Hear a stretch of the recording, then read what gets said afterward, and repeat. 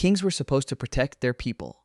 Some of them decided protection was optional and cruelty was policy. Nero, Rome, 54 CE. He inherited an empire built on order and law.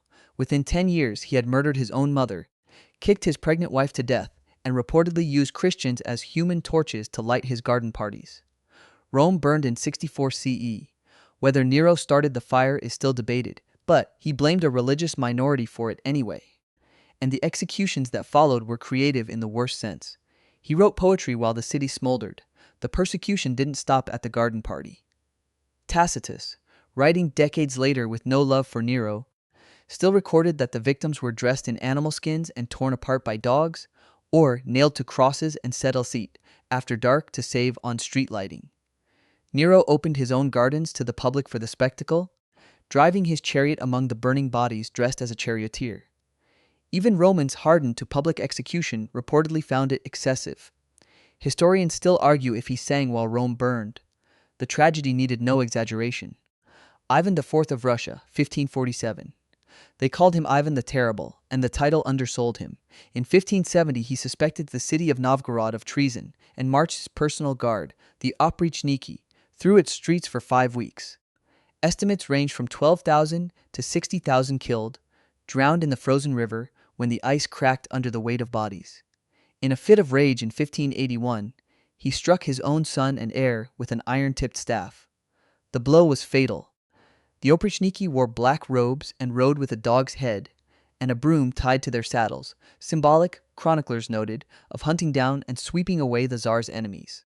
Entire households in Novgorod were tied to sleds and pushed under the ice. Children were reportedly bound to their mothers and drowned together to save time. Ivan personally oversaw torture sessions in the city square, sometimes for hours before ordering execution. The dynasty he built collapsed within a generation because he had killed the only son fit to rule it. Terror, it turns out, has no succession plan. Vlad III of Wallachia, 1456. History remembers him as Vlad the Impaler, and the nickname was literal, not poetic. He ruled a small principality wedged between the Ottoman Empire and Christian Europe, and he governed through a forest of wooden stakes. In 1462, an Ottoman army advancing into his territory reportedly turned back at the sight of 20,000 impaled bodies lining the road to his capital. German pamphlets printed within his lifetime. Some of the earliest mass-produced horror propaganda in Europe described Vlad dining among the impaled, dipping bread in blood pooled beneath the stakes. Whether that detail is fact or 15th century tabloid exaggeration is still debated, but the stakes themselves are documented in Ottoman military records, not just hostile pamphlets. He reportedly invited the poor of his capital to a feast, then burned the hall down with everyone inside, reasoning that beggars only added to a kingdom's expenses.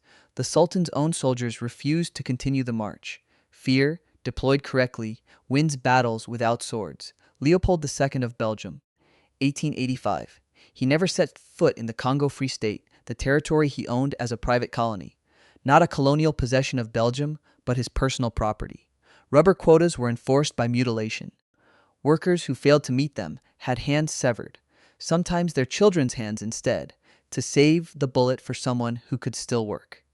Estimates of the dead range from 5 to 10 million, roughly half the region's population, in under 3 decades. Company agents kept baskets of severed hands as proof of ammunition used, since bullets were tracked and rationed. A soldier who fired without a hand to show was suspected of hunting game instead of punishing villagers. Missionary photographers, including Alice Seeley Harris, documented the mutilations and circulated the images in Europe, becoming some of the first photographs used as human rights evidence. Public outrage eventually forced Leopold to sell the colony to the Belgian state in 1908. He destroyed most of the Congo's financial records first. He called it philanthropic work. The paperwork used the word civilization. The ledgers used the word profit. Idi Amin, Uganda, 1971. Not a king by title, but he crowned himself with every honorific he could invent, conqueror of the British Empire among them. Human Rights Watch and multiple truth commissions later estimated 100,000 to 500,000 Ugandans killed under his 8-year rule, often on suspicion alone. Bodies were routinely dumped into the Nile, where crocodile populations reportedly grew fat enough to become a local hazard. His purges targeted specific ethnic groups and intellectuals with methodical precision. University professors, judges, and former cabinet ministers vanished within his first 18 months in power. In 1972, he expelled the country's entire Asian minority, roughly 80,000 people, giving them 90 days to leave with a single suitcase, and redistributed their businesses to his military loyalists. State radio announced his self-awarded titles the same week. International journalists reported mass graves near his home region. He gave interviews to Western journalists between purges, smiling for the cameras. The charm was the disguise, not the exception. Herod the Great, Judea, 37 BCE. He rebuilt the Second Temple into one of the ancient world's architectural wonders, and historians credit him with genuine administrative skill. He also had 3 of his own sons executed on suspicion of plotting against him, along with his wife, his mother-in-law, and most of the Judean nobility he distrusted. The Roman Emperor Augustus reportedly joked it was safer to be Herod's pig than Herod's son. Josephus records that Herod, dying and aware he would not be mourned, ordered prominent citizens from across Judea imprisoned in a stadium with instructions to execute them the moment he died, ensuring, in his own words, that someone would be weeping on the day of his funeral.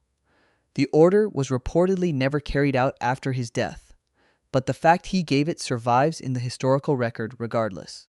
His paranoia outlived any evidence of an actual conspiracy against him. Even his allies made him the punchline. Power built the temple. Paranoia emptied the family. Caligula, Rome, 37 CE. He began his reign popular, even beloved, the son of a war hero, welcomed as a relief after the paranoid final years of Tiberius. Within a year, illness or ambition or both changed him. He reportedly declared himself a living god, forced senators to grovel at his feet, and had political rivals executed on charges invented on the spot. Suetonius records that he once wished the Roman people had a single neck, so he could cut it in one stroke. He allegedly planned to appoint his favorite horse, Incitatus, as consul. Historians now debate whether this was literal ambition or deliberate humiliation of the Senate, forcing them to consider obeying an animal rather than argue with him. He taxed lawsuits, weddings, and even prostitution to refill a treasury he had personally emptied through extravagant spending on games and monuments. Guests at his banquets reportedly never knew if they were there to dine or to be executed as entertainment for the other guests. He spent the imperial treasury bankrupt in under 4 years. Rome's own guard killed him in a palace corridor. Gods, it turned out, still bled. Genghis Khan, Mongol Empire, 1206.